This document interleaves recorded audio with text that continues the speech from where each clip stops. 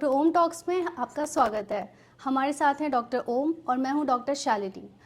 Doctor ओम talks में आज हमारे शरीर को स्वस्थ रखने के सिंपल उपायों की चर्चा करेंगे, जिससे कि हमारा शरीर सुचारू रूप से संपूर्ण कार्य कर सके।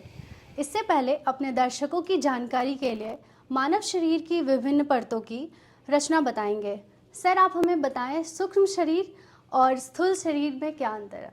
डॉक्टर शालिनी, हम अपनी नज़रों से जिस काया को देखते हैं, ये प्रत्यक्ष शरीर या स्थूल शरीर है, इसको कहते हैं। तो ये जो प्रत्यक्ष शरीर है पार्थिव तत्वों से बनता है, सॉलिड्स, लिक्विड्स, गैसेस, और ये हमें भोजन द्वारा प्राप्त होता है। इसीलिए इसे अन्नमाया कोश भी कहा जाता है।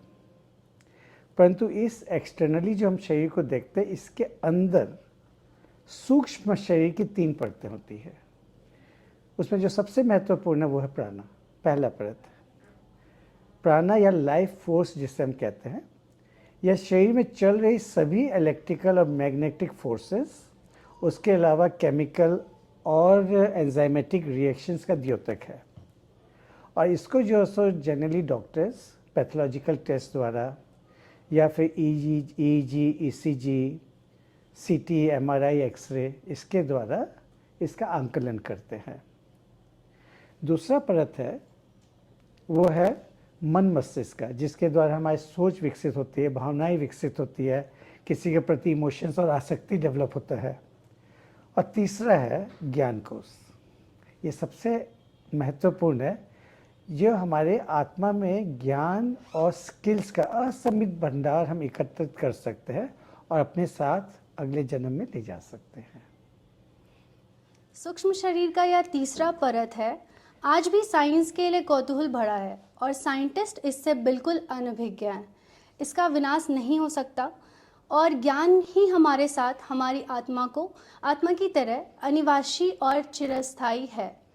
क्योंकि आज का विषय स्थूल शरीर पर केंद्रित है, आप हमें यह बताइए कि हमें फिट रहने के लिए हमारे शरीर को क्या करना होगा? कुछ छोटी छोटी चीज़ों के प्रति सजग रह के हम अपने शरीर को आसानी से स्वस्थ रख सकते हैं।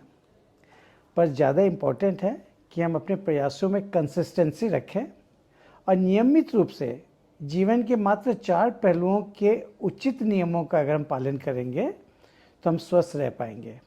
और ये 4 पहलू हैं exercise, food, yoga and sleep. स्वास्थ्यवर्धक नियमों को समझकर उस पर कायम रहकर हम आसानी से इनका अनुसरण कर सकते हैं और स्वस्थ रह सकते हैं। सर, स्वस्थ जीवन का बहुत ही ज़रूरी आयाम है एक्सरसाइज, पर अक्सर यह देखा जाता है कि हम में से अधिकतर लोग इससे विभिन्न कारणों से नहीं कर पाते। समय की कमी कहें, या शारीरिक असमर्थता, या फिर दृढ़ इच्छा शक्ति की कमी।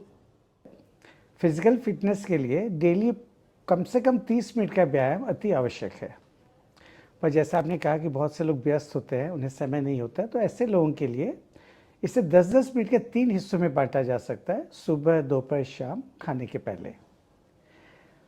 और एक्सरसाइज से 3 प्रकार के लाभ होते हैं।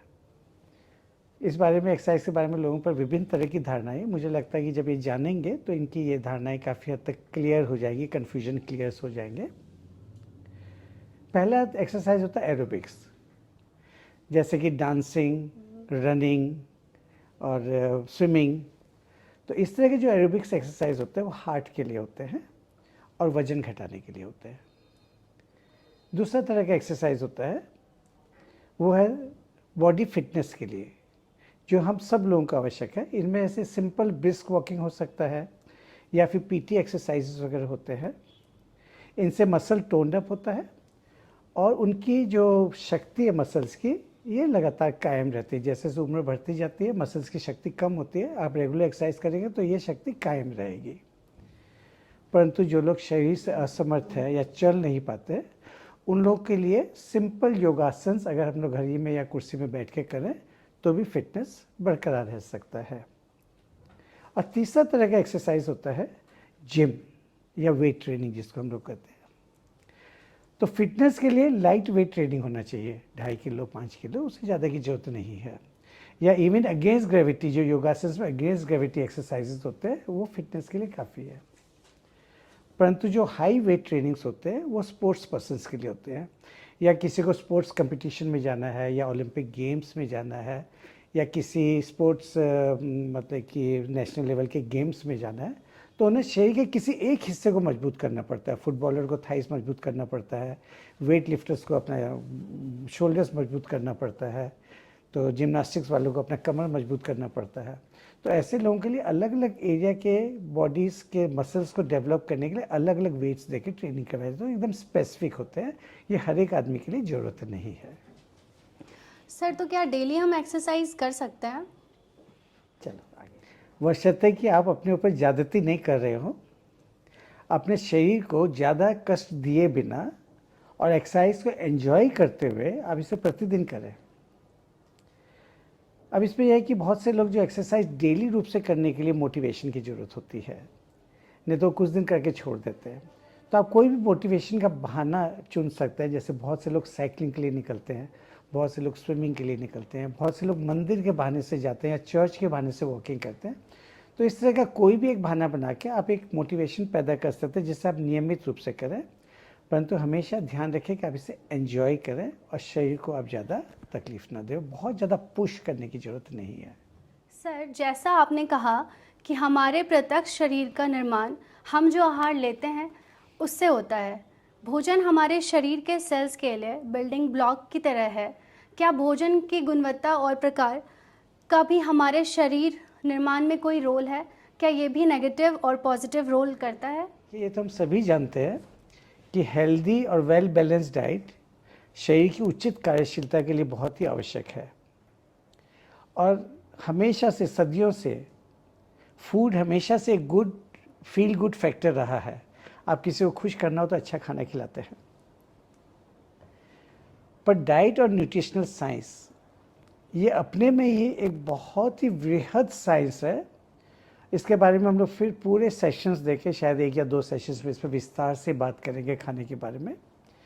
पर मोटे तौर पे अगर हम लोग कहें तो वेल बैलेंस्ड डाइट जो है सो वो लो फैट होना चाहिए, जिसमें रॉ फूड की मात्रा जैसे कि फल, सब्जी, बॉयल या सोक किया हुआ होल ग्रेन्स जैसे चना, मोट, इस तरह की चीज़ों, इनकी मात्रा 40 से 60% हो।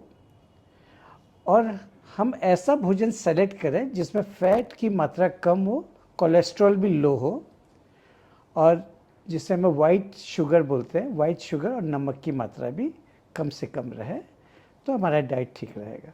तो हम कैसे डिसाइड करेंगे कि हमारे भोजन में कोलेस्ट्रॉल ज़्यादा है या फैट ज़्यादा है? ये बड़ा सिंपल है।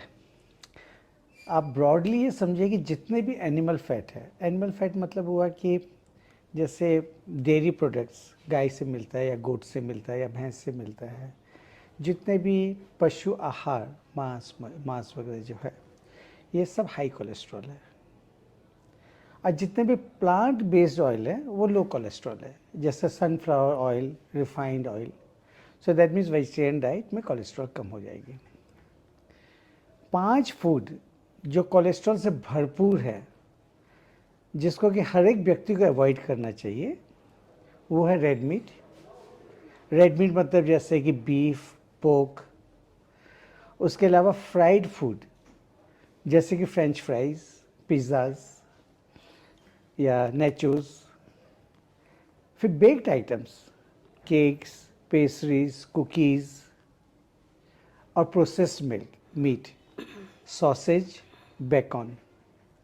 तो ठीक है, कभी कभार ले लिए, अग्रीड, पर इसको रेगुलर बेसिस पर न लें और कम से कम लें, क्योंकि जैसे मैं बताया कि न्यूट्रिशन साइंस काफ़ी बड़ा है और हम अपने टॉक्स को सिंपल रखना चाहते हैं। तो आज के लिए इतना ही काफ़ी है।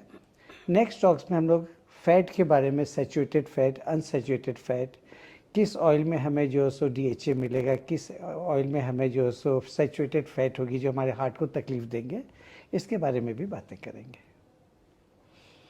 धन्यवाद। प्लीज़ हमारे वीडियो को लाइक एंड सब्सक्राइब करें, जहाँ तक हो सके फॉरवर्ड करें और समझें। इस तरीके की अच्छी अच्छी खबरें, बातें हम आगे तक भी लाएंगे। आप प्लीज़ हमें देखें हर 15 दिन पे। धन्यवाद।